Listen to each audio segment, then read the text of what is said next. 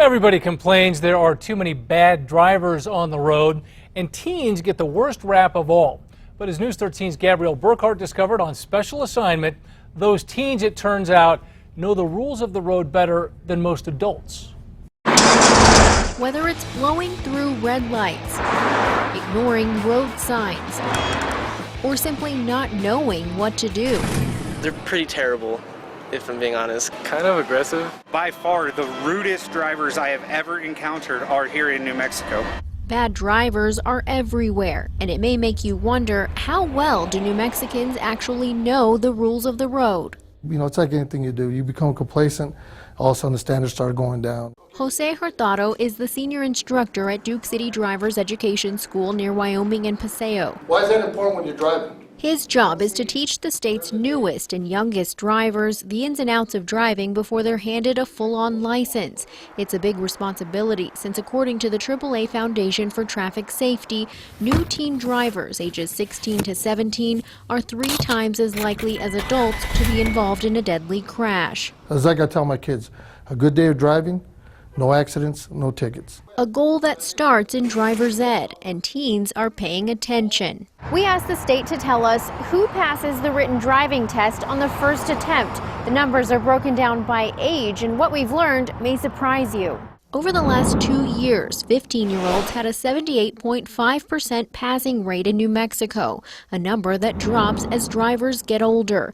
20 to 30-year-olds passed the MBD's written test just 60% of the time. When teens are first getting into driver's education, they're excited, they want their driver's license, they're engaged in the process. The state's DOT believes our 3-stage process for new drivers with graduated driver licensing, or GDL, produces more skilled drivers. Minors must complete driver's ed, pass a written test, do 50 hours of supervised driving, plus 10 hours at night, then get past the road test. That gets them a provisional license for a year before they can get a full-fledged driver's license. I feel like I'm learning a lot of information really quick. It's pretty fun. 16-year-old Olivia Stewart can't wait to get behind the wheel. Now that I'm getting more involved with school, I feel like it's a lot more important that I can get myself places. Like her peers, she's got a long road ahead. Hurtado says some teens come to class with misconceptions about the rules.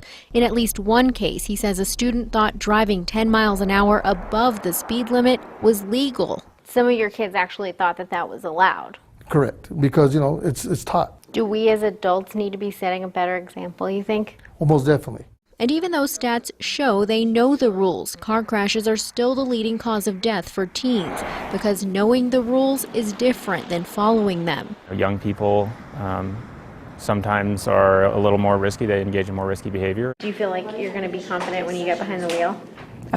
Definitely after practice. I'm going to know exactly what to do. Hurtado hopes what he teaches here will stick with students for the long haul. What is your hope for the students that you teach here in this classroom as they get keys and licenses and just go out into the world?